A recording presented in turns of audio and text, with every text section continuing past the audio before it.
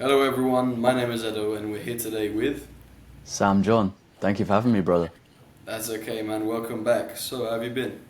I've been alright. I've pretty much just been working, going to the gym, struggling as well a fair bit, as I'm pretty sure we're all doing, but making it through, so I can't complain. What about you? Yeah man, we're all struggling man, 100%. Now after a pretty social summer, been trying to get back into the flow of things and like back to actually making progress. It's been hard, a lot of struggling, but yeah, we do our best and we try. So I think we should introduce the first concept of today's podcast, which is balancing work, studying, and exercise. One of the things that I've had most difficulty with is balancing those three and actually progressing on all three of those. Do you have any insight on this? Yeah, so I get this question so much on my Instagram in DMs in the comment section. How can I basically do it all at once? Which I'm just gonna say it straight out, you can't do it all at once. It's essentially a process of stacking up all of these skills, all these habits over time. So, as an example, I started secondary school, so this is like, I'm like 11, 12, whatever, and I pretty much make no friends. So, I'm an absolute loner, and I have nothing to do in my life apart from schoolwork, schoolwork, schoolwork. And obviously, I get really good at that. I get really good grades, everything's going well. A couple years down the line, I'm realizing life's pretty shit. I should probably actually work on myself and get more social. So start self-improvement, start going to the gym, go to the gym first, build up that habit. So now I get good grades and I go to the gym. Then I start meditating, then I start journaling, then I start the next habit and the next habit. And over the course of literally years, I got to the point where I was able to balance all three at the same time. So the short answer is I don't think you can suddenly do it all at once. It's literally a question of patience and consistency because something I heard recently is you don't actually, to be successful, I don't know if you think this as well, but you don't actually need to be super disciplined or super hyper focused and intense on everything you do. You just need to be consistent. You just need to expand your time horizons and you will get the thing that you're going for. Yeah, I mean, Iman Gadzhi said this and he said, most of the time the person who wins isn't the smartest, isn't the strongest, isn't even the best. It's just the motherfucker who never gives up. Yeah, yeah. And I think Hormozy said, everyone's going to say you lost for the first 3 months and they're going to be right. The first year and they're going to be right. The first 3 years and they're going to be right. But they're thinking in months, you're thinking in decades. So I think that's a really valuable lesson. But going back to what you said, which is stacking up habits, there's some people who might counter argument that was by saying, yeah, but am I not going to lose the thing that I was hyper focused on before? Will I not go back on that while I'm focusing on something else? That's a good point. You're definitely gonna make less progress on that thing. Yeah, so as an example, if you're banging gym every day, you're missing a bit of schoolwork, you're making loads of progress on that, the diet is locked in and everything, and then later on it comes to the point where you've actually got to focus up on some schoolwork, you miss a few sessions, you're going to make less progress, but I think that's something you have to accept. You have to be prepared to make some sacrifices, but then you have to think essentially, what is it that I care about most in my life? What am I optimizing for right now? And that's a good reframe to use all the time is, what am I optimizing for in this stage of my life? So you've got to think like, what's my purpose? What are my goals? And then like another Hormozy reference, inputs and outputs. If you optimize for outputs, then the inputs are kind of going to take care of themselves. So if you know clearly that right now, this period, you need to get better grades or you need to start making money online, you need to start being more social and actually just enjoying life maybe, then you can work backwards and think, okay, well, what is it right now that I need to prioritize and what is it that I can put on the back burner? And then being okay with not making progress in certain areas as much when you know what you truly want. So there's actually a counter argument to that, which is systems over goals all day long. Which you in what's the book called again? Atomic Atomic habits. Habits. Yeah. In Atomic Habits, of course, it says you'll never rise to the level of your goals. You always fall to the level of your systems, which I wholeheartedly believe in. I genuinely believe that. I'll take for example schoolwork. if I create a system where I know how to study every subject and I know how much I need to study them, I'll get decent grades either way, but I'm not actually optimizing for a specific grade. I'm just optimizing for pretty good grades because that's not a main goal in my life. But at the same time, I just want to have a decent baseline where it's not a problem. At least that's me personally. Which is then where, of course, you can then take the reframe of what I'm optimizing for and go, okay, I'm optimizing for example, work, and then I've got school kind of on the back burner, but I can still have a system where it never goes under a certain level. And then when the thing that you're optimizing for, you set an important goal, you optimize for those outputs, and then you do the inputs which are necessary to get those outputs. And then on the things you put on the back burner, you just basically base it completely on systems which are kind of easy to set in place. I think that's a good balance of the two things, because it's always, you need to always find a middle ground, right? Yeah, and what I found really helps with actually creating good systems and sticking with it consistently is habit trackers. Like I was looking back, I've got my old journal here, and I was looking back, you know, you've got like tick, tick, tick and crosses wherever you've got like a whole list of habits. And at the start, that helped me so much with staying accountable and actually reminding myself of what I was doing. It's like having something in front of you that you can constantly have to remind you of what you're doing helps so much, I feel like. Yeah, 100%. I actually think what would be a really interesting thing is if we both pulled up our habit trackers right now. Let's do it, bro. Let's go. Okay. I'm not gonna be proud to show the fucking no-fab streaks from back in the day. Yeah, man. Okay, this Long day. isn't great because this is like from right now. So this is like proper Oh, okay. embarrassing, man. This is my one.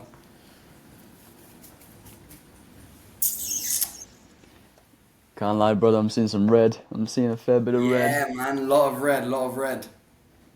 I'll explain the purple down there. It was just like basically extenuating circumstances which kind of justified for the lack of stuff done, basically. Ah, okay. But that I've done that one time and actually wanted to.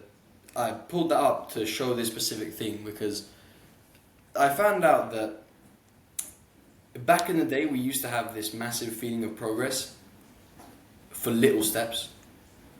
Stuff that back in the day, that for nowadays, like we would take granted. For example, I saw that on your habit tracker it says watching an educational video or something. Yeah, yeah. Nowadays, we'll watch 4 and catalyze that as like just empty dopamine. Nowadays. So that's how far we've come, but we feel like we're making no progress just because we're not working 4 hours a day, even though I used to only be able to do 30 minutes of bad work anyway. And now I'll do 30 minutes of good work and be like, oh, I should have done 2 hours.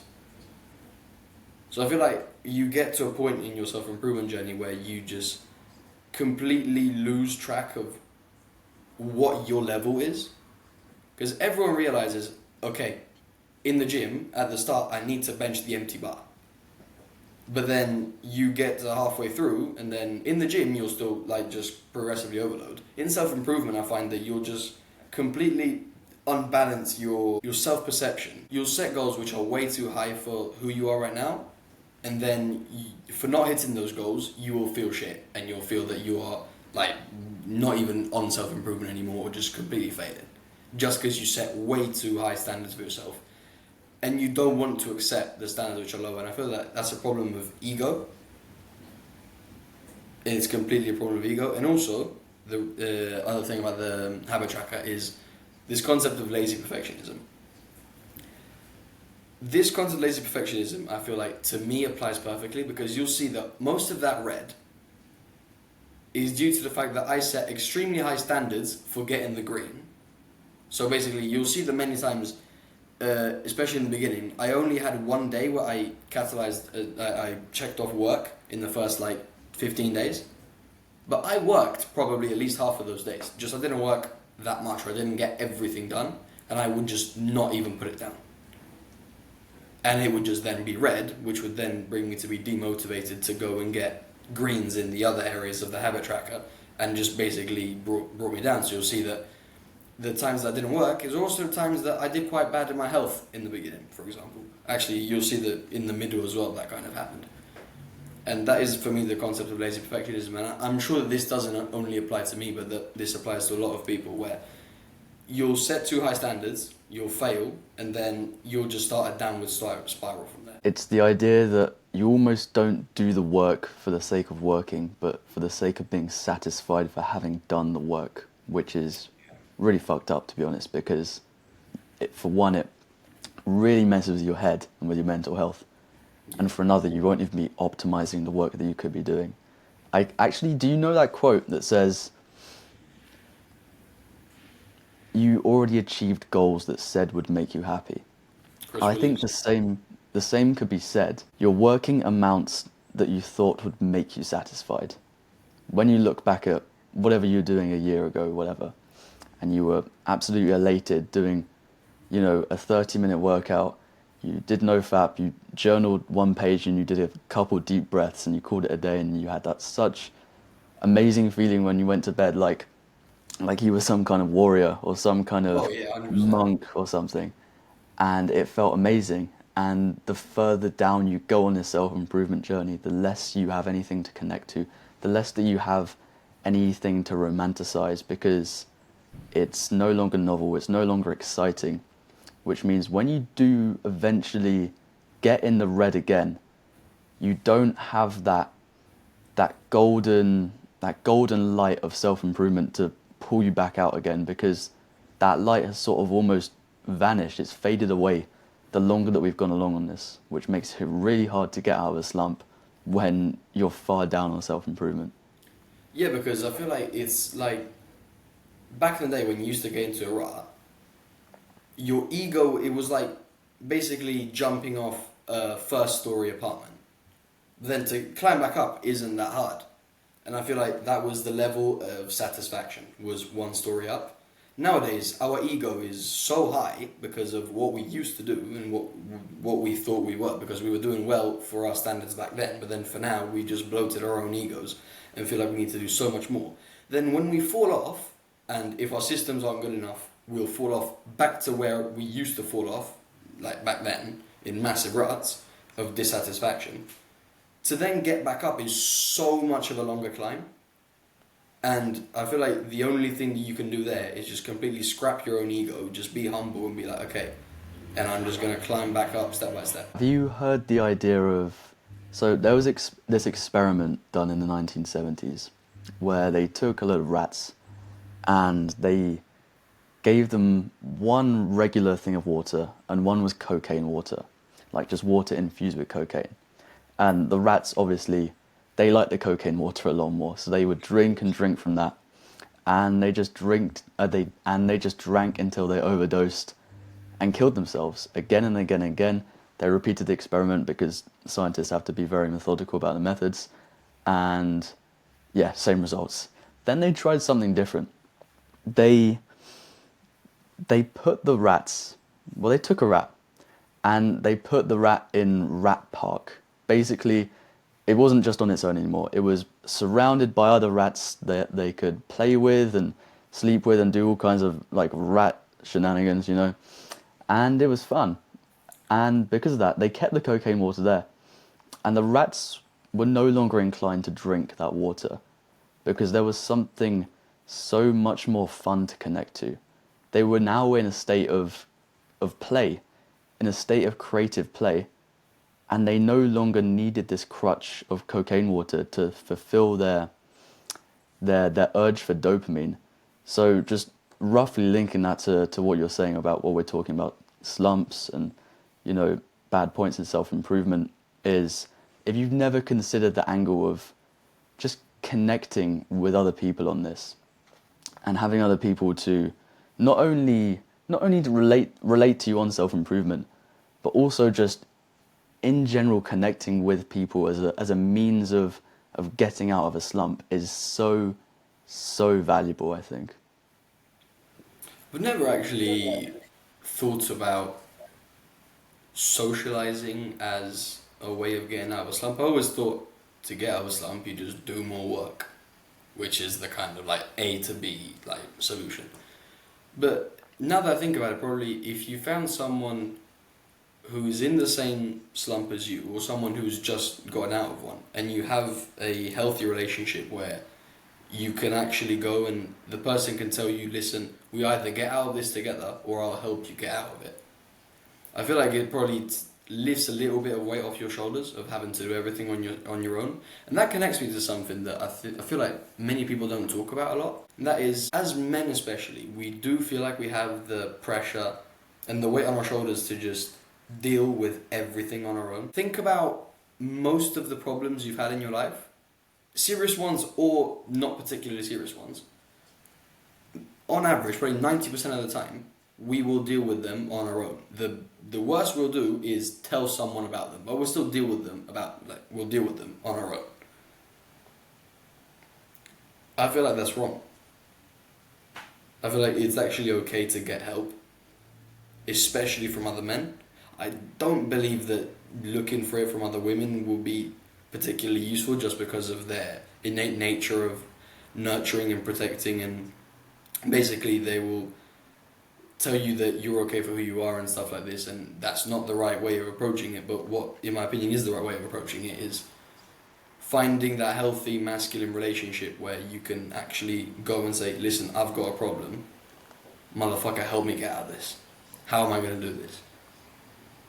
And I've called you on multiple occasions saying, bro, I've got a problem. Like, I've come to you on multiple times, and like, for me, you're like a mentor almost, as in like you're a bit older. You're like a few years ahead in the journey. You have a certain view on things which I just haven't gone through, and yeah, it helps so much when you've actually got someone to look for advice from, or someone, a comrade, to just help you get out of it together. And doing it together with that accountability can be so helpful. Yeah, absolutely. I met some creator, entrepreneur kind of friends recently. So they're all content creators with online businesses. We've just been networking, hopping on calls, and we were like, why don't we all go to London together? Like, 4 of us all live in the UK, so we all traveled down. It was my first time traveling to London on my own, actually. So that was like, I was a little bit scared, a little bit, don't really know what's going to happen. But I met these guys, absolutely amazing group of guys. We're all like, it's the fact that you share the same vision. It's like you all want the same thing, and you all know we're all going to get there. Somehow this is going to happen. We're going to make sure we all get there, and I can turn to them if I need help, if I need advice. So I'm really grateful for that. And we're talking about like even moving out to Thailand for like a month in like start of next year. That's So bang. there's another guy, yeah, should be good. There's another guy that's living out there right now, and we're thinking if there's like a group of us in a villa, that would actually be so sick. Yeah, 100%. Yeah. And then that's accountability as well. Well, not just accountability, but more than that, because literally all I'd be doing was working and creating content because that's all that they will be doing. And we'll all just be lifting each other up, which would be like, that's the kind of environment you want if you want to really succeed, I think.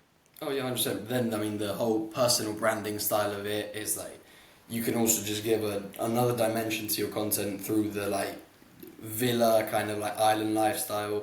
It's all men together. I mean, you can go out, get girls, post that. It's like the whole personal branding side to it is probably gonna pop off as well. You know, but that's absolutely banging. Have you seen the Bali retreat chambers? No, I haven't, no. Yeah, I'll pull up the Instagram. Bali Time Chamber. There you go.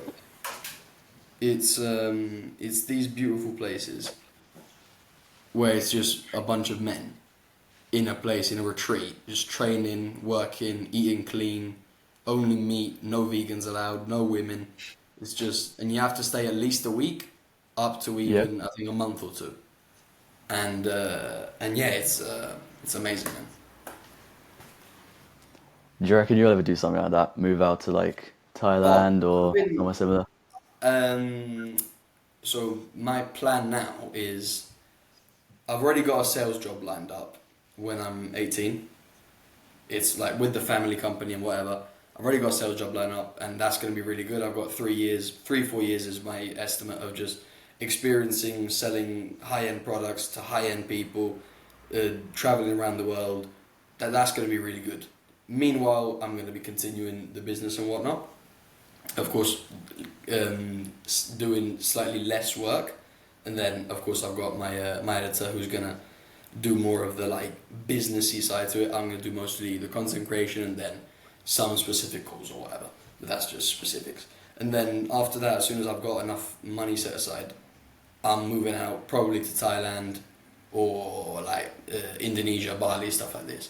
I'm thinking of going out there because the cost of living is quite low, the island lifestyle is amazing, and there is a massive network of people like us down there. So I 100% want to go. Yeah, I'm scared as well in a sense, and also the fact that like I'm very reluctant to go out and do things. I don't know where this mindset has come from, but I made a video the other day just saying I quite like just sitting here and editing for hours, just working, doing my editing.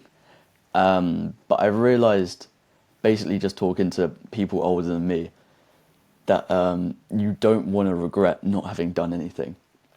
So I'm literally going to force myself to get a little bit more uncomfortable, because that's what all of this is about, basically, to improve ourselves and actually put myself out there and do more shit. I'm going to give you a slightly different perspective on this, which is what's going to be more important, what are you going to remember 20 years from now? The 20 videos you edited or the life experiences that you had? Yeah, you're right. What memory? Are you going to have memories of the fucking days that you spent editing? Yeah, maybe you remember them, but they're all kind of like fade into one because it's all the same day and it's always like the kind of the same video, it's always the same thing, right? The specific experiences, not only are they going to give you memories, they're also going to give you, in my opinion, more growth than the editing in and of itself. Because editing 20 extra videos will probably make you like 1% better editing, if that.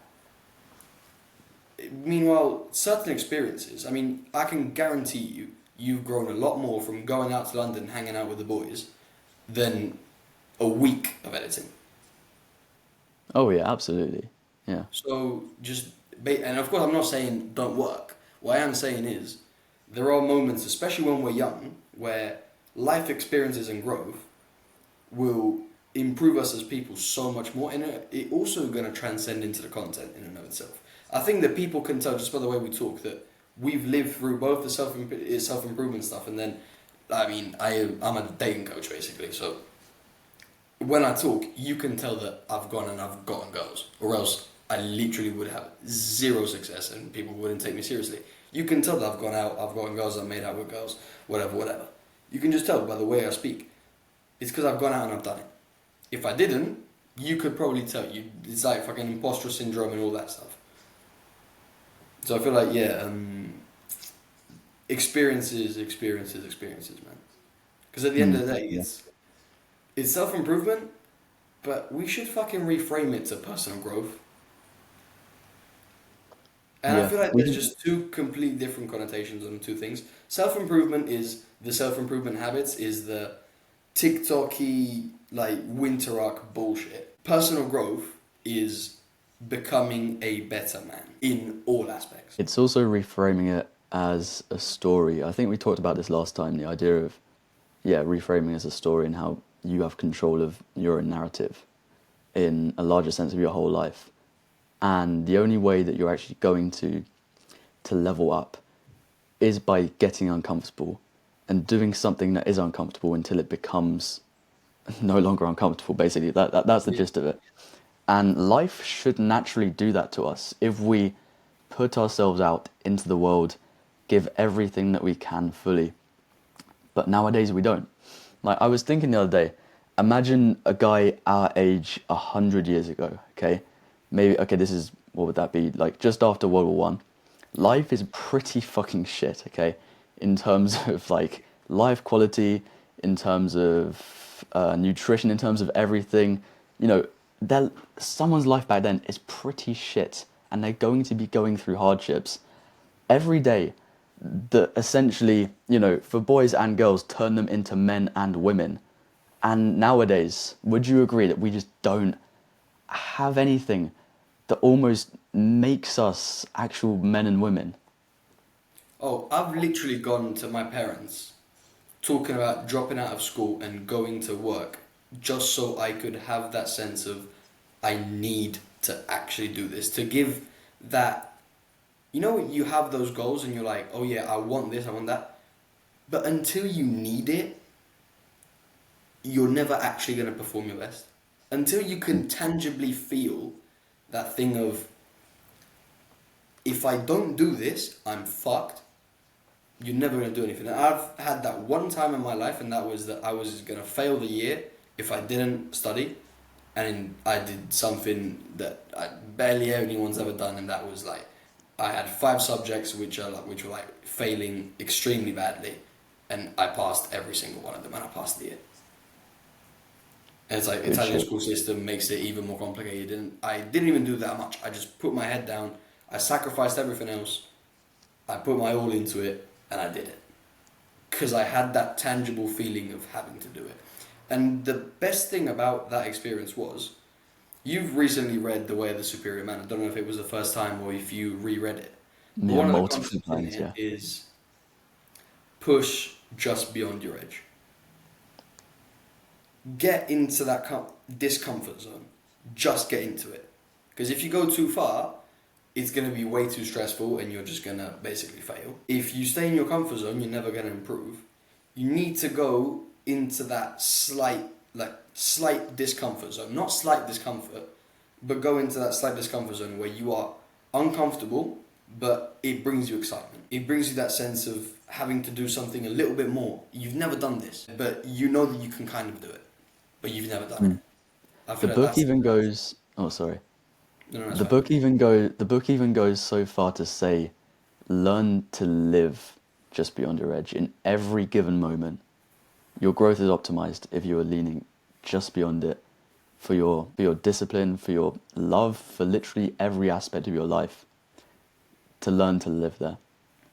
100%. I mean, I'll talk about this in like dating Playboy sense. It's like I have this very methodical approach of going step by step and doing progressively more and more like intimate things, and it's just a progress of you start off with a hug and then you go to kiss on the cheek and then you make out and then you back. It's like very like linear progression. At the same time, there's also things like live slight discomfort. So if you've always just had a max of 2 or 3 girls at the same time, fuck it, look for a 4th one and then see how you're gonna balance that out. It's like just live slightly in that discomfort. Do something a little bit more. Go for a girl who's slightly more attractive than the girls that you usually go for. Be a little bit more, I don't know, like be a little bit more cocky than you are usually. See what that brings you. Just have these different experiences. Try different things. Live in that discomfort because you're going to become a complete man who's just lived a bunch of stuff. And I feel like that is one of the things that nowadays we feel like age defines maturity, but the truth is that experience defines maturity and completeness as a man. And I feel like a life well lived is a life which has experienced everything, and a life which has given you so many experiences where you're a complete man. That is my view on it. Yeah, yeah. On the topic of girls and like approaching in general, I think something a lot of young guys listening to this podcast definitely struggle with is having just the initial courage to talk to a girl or make that first approach when they get that idea in their head that maybe they could go over and do it, and then that almost cold feeling in their stomach and chest arises for a second, and there's a split second, and in that split second they could either go and do the thing or they can shy away from life's challenges, shy away from whatever the work is, shy away from, in this case, going and approaching. Do you have any advice? Because I'd be really interested to see what your take is on this. Yeah.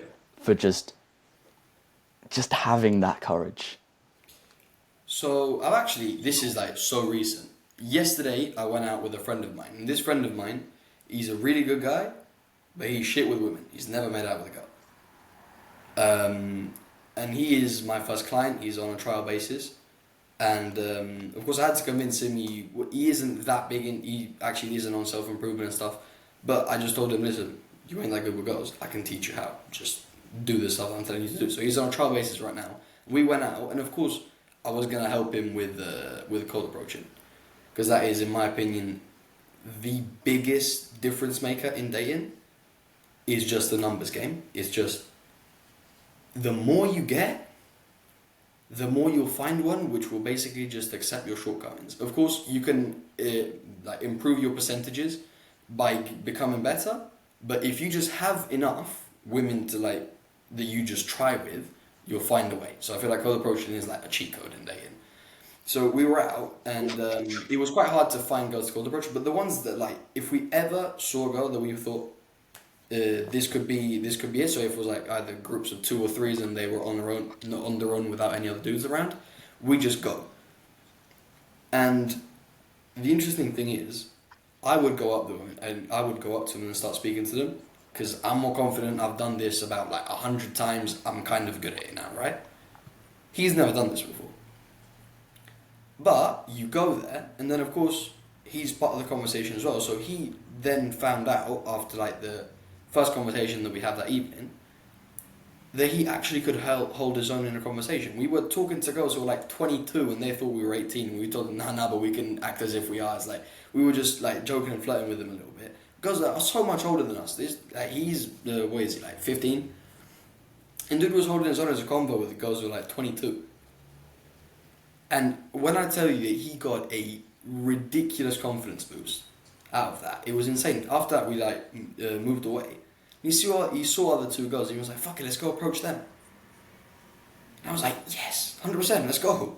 And we went, and like not all of them go well. Like, we have a specific like strategy of doing it, and it kind of depends on certain factors. So sometimes you should just go up to them and say no, and then you bounce. It's not a problem. It depends on what strategy you have in approaching. But the truth is that the massive confidence boost that you get from approaching is insane. And I feel like now that he has that confidence, he can then go and do it on his own. So my hint, like my advice here is go with someone who's more experienced than you. You'll learn their mannerisms. You'll kind of leech off of them. But then you'll find out that you're actually good. He'll take that initial step for you to then flourish. And from that flourishing, you will have that inner confidence where you can then go and do it on your own. And of course you'll get cold feet, you'll get scared. I was flipping scared of doing it. I had like a little bit of like a stomach ache, like little weird sensation, butterflies and shit, right? But I did it anyway because I'm used to it now. He's not used to it yet, but he now has the confidence to say, okay, oh wait, it's actually okay to just go and talk to someone and they're not going to spit in your face or something.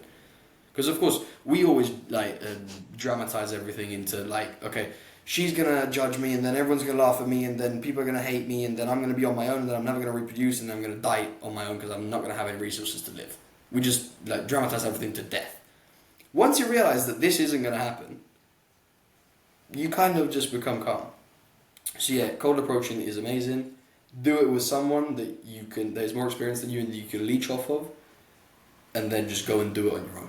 And it's just a question of practice and getting over the fear of rejection, which is just accepting the fact that sometimes it comes and it's okay. That is the biggest part, and it's okay.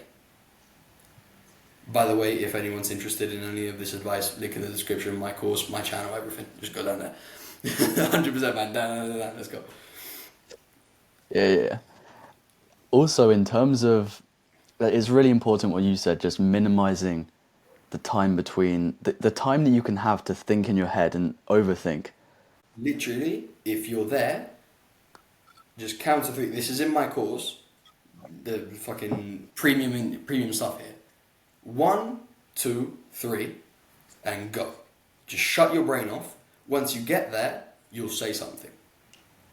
I'm not even joking. Once you get there, your like instincts and like fighting mechanisms will turn on, and you'll just say something. And initially you'll be shit and you'll say something stupid, but that's not a problem.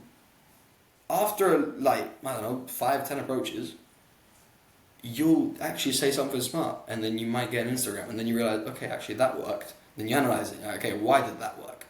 And then you just reapply the same fucking formula until it keeps on working. And then if it doesn't work, you find something else and you try something else, and then that works. Then basically just throw shit to the wall and see what sticks. It's literally just to like just randomly shoot and see what you can hit. It's very simple. Because the truth is, if she says no, you didn't even know who this girl was. You have no clue who she is, and chances are you'll never see her again. If you do, it's once in a supermarket and you don't even need to say hi. Very simple. You probably forgot she even exists. Mm. I'm sure you can Yeah, good reasoning. this. Tell me 10 girls that you cold approached that went badly. Can you tell me their names? No, No, you I 100% cannot can't. tell you a Literally, single you name. do not know who they are. You don't remember, you don't even know. I can't remember the ones that went well. I don't know the names. That's the truth. You just don't remember. People forget. But they'll forget like half an hour later. It's like I'm getting angry with this, but it's like it's so simple. You just need to go and practice. And if you fail, it's okay. No one will kill you. Did It's I fine. tell you? Sorry. Did I tell you last time when we were on here the about my first cold approach? No, you didn't actually. I'm interested. Oh, okay, so this would have been a year ago. I was on holiday. It was like a family holiday, but took my best mate as well. And we're out in the evening, and I'm like, okay, why don't I do a little challenge? Because I'm different environment. It feels easier as well. So Yeah, we're like, nice okay, break. we'll go out on this little, yeah, yeah, on like the little strip by the beach, all the restaurants and shit, and just people walking past. And we're like, okay, we're not going back in the hotel until I fucking do this. I'm not looking for a number. I'm just looking to get out of my comfort zone and just start a conversation and do something. And we walk up and down, up and down, up and down. Every time I chicken out, we walk like a kilometer down the other way. We come back. I'm not gonna lie. I feel like I was sweating at this point as well. I was so fucking nervous. Okay, and we were gonna go back in, and Tom, my friend, literally grabs me.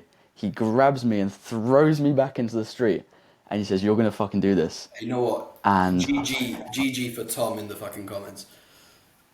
fair play to Tom. I was shout out GG. Tom, bro. But yeah, fair play to him. Because then 20 seconds later, I go up to this girl. She's Spanish. I didn't know that. I probably could have realized that. And I'm literally stumbling. I'm like, sorry. I thought you were. I thought you were cute. And like, it's awful. And I'm just standing there waiting for her reply. And it feels like maybe 10 seconds. It wasn't that long, but it felt so long. And then she finally replies and says, sorry, no English. And I was like, bro, that is the best thing that could happen for the first approach, because I was like, it felt like there was no consequences, Yeah. and that was the first thing that like got me out of my head. I mean, it was definitely the best way it could have gone, but it meant the next one was just so much easier, and I didn't even care the fact that I messed up the words at that point, because like you just said, I'm in Spain, I'll be home in a week, and I'll never see them again. I was on holiday this summer in Egypt. And when I tell you that I literally approached every single girl who didn't have a boyfriend, or at least that didn't have a boyfriend there that I could see. Maybe they did and he was just at home. We approached every single one of them. We were disappointed at the fact that there wasn't enough girls. We probably approached about 30 girls that holiday. And there was only about 35 over the course of the whole 10 days. And to be fair, I actually got lucky as well. So I ain't fucking complaining. But what I'm saying is that certain interactions with those 30 girls were cringe as shit. And I'm quite good at this as well. They were cringe. Other ones, fucking banging. I've still got like some of the instas now. They still follow me now. So it's like some of them are gonna go bad, some of them are gonna go good. The truth is, especially when you're on holiday, cold approaching is so easy, man. When you're in your hometown, it's kind of weird because then people might start talking or whatever. But then, in my opinion, honestly, I don't give a fuck. People don't even talk that much. It's like oh, someone came up and talked to me. It's a normal thing. It's like nothing tragic. But it's when you're out on holiday, it's even less embarrassing. It's like you probably don't even speak the same language. She can't even point to where you live on a map. It's like, why do you care? It's Yeah. so chill. I was approaching flipping like Macedonian or Czechoslovakian girls. They don't know where I live. They can't point to Piedmont on a map. Why would I care? Yeah. Good mindset, man. I wanted to also talk about on the opposite side of this whole spectrum. All right, we've got the guys going out and doing stuff and cold approaching, Yeah. and we've got gym cells. And You so got fucking gym seen the term, I've recently seen the term winter arc floating around, and it's pissed me off to be honest. Yeah, any thoughts starting that? Right. I used to love the idea of a winter arc because, as you always said, it's romanticizing the process, which is a really good thing to do. It's something that you continuously preach, and you've preached to me as well, and it's like a really good story and narrative behind improvement. Where it becomes a problem is when you misinterpret it, when you use it as a coping mechanism and as an excuse, when you start shaving your head and becoming unattractive, when you start not talking to girls and becoming an incel. I've got a video coming out on how the winter arc will help you get girls, which in my opinion is an amazing reframe on the whole concept. It's probably going to come out in about a week or two. And basically what I'm going to talk about in that video is you can use the winter arc and that whole progress narrative for dating as well, and for not becoming an incel, for improving your attractiveness, not just for going into the gym with a hoodie on and acting all depressed because some girl that you weren't even dating said no to you or doesn't like you back. It's like, it's pathetic, honestly. There's dudes who are acting depressed because some random girl doesn't like them back, even though they've basically never spoken. They're shaving their heads feeling like David Goggins, even though the maximum they've ever run is fucking 2 kilometers. It's like, you'll just cringe, and it's just TikToky. It's a coping mechanism, and it's justified, and it makes you weird. It's like Yes, Hamza. that is the main takeaway. Hamza had a massive pivot when he started saying you should actually talk to girls and not just be an incel and work on money and physique and whatnot. You should actually talk to people and be social.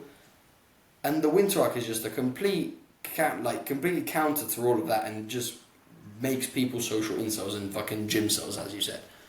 It's embarrassing. I honestly, if I see dudes going around, oh yeah, winter arc, whatever, and I see him and he's got a buzzed head, it's like fucking slap in the head. Like, what are you doing? Yeah.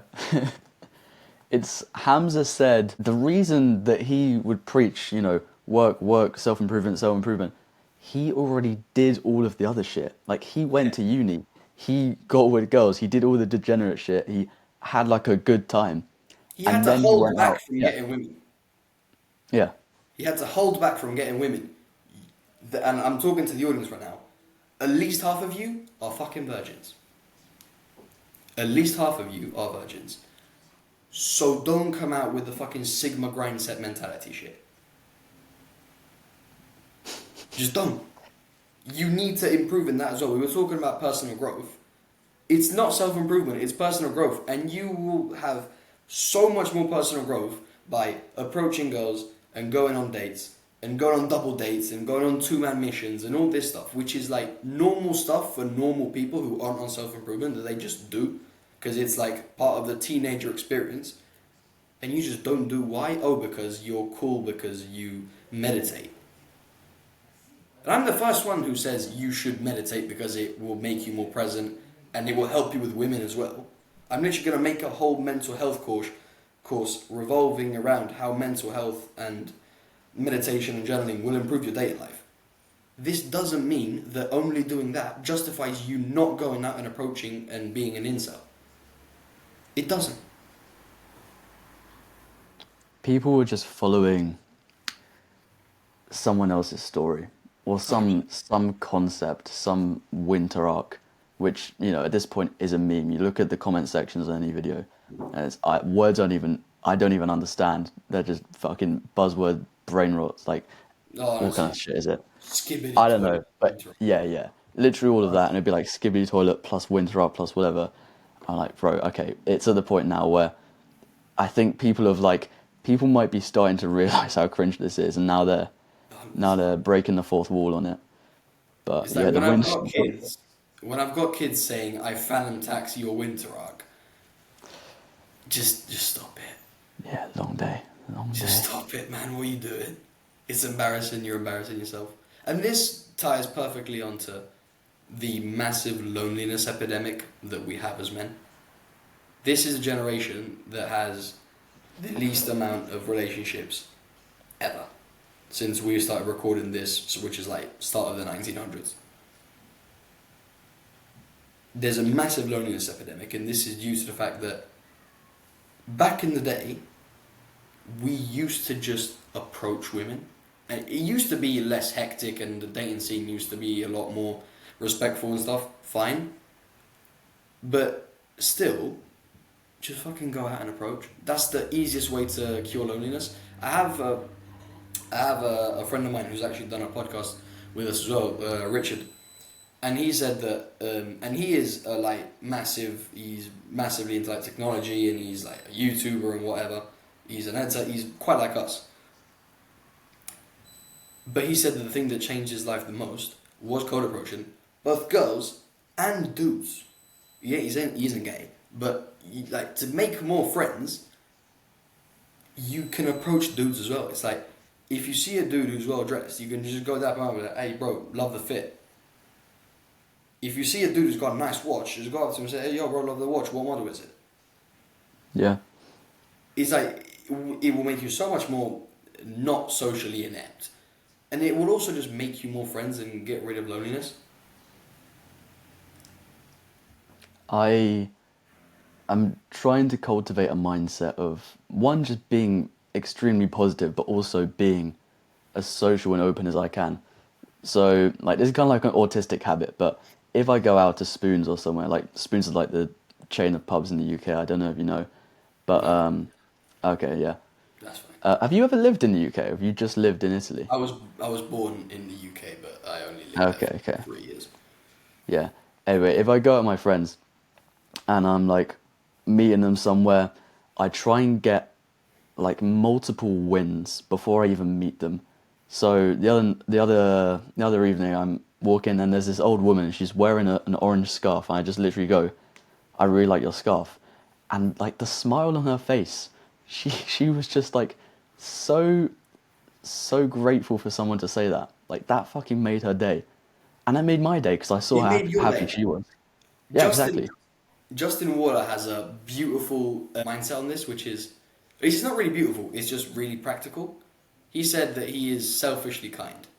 He is kind because he feels good when he says nice stuff to people.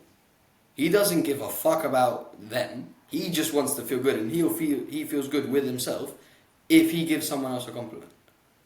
And of course, when you're a 6'4", fucking 240-pound dude, it's you've kind of got a little bit more confidence to do that, and you don't really care what people think. But people can have the same mindset on this.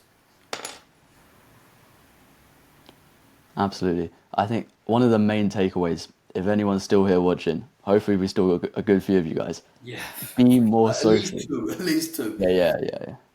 Be more social. Just put yourself out into the world. Stop like being a recluse, like I was doing for so long, and to some extent still do. Just working away here. Whilst the work is good, whilst the improvement is good, you can't shy away from the world because at some point you're going to have to face it. And the truth is, we do all of this to improve our lives, but I genuinely believe that once I die, I will remember two things, and those are the things that I have done and the people that I did them with. And yes, the self-improvement will help the stuff that you do. Yes, working is extremely important. But at the same time, if you just do it solo, you're not going to share it with anyone. Remember, the stuff that you do, the things that you do are only legendary when your friends are there to see them. quote from How I Met Your Mother.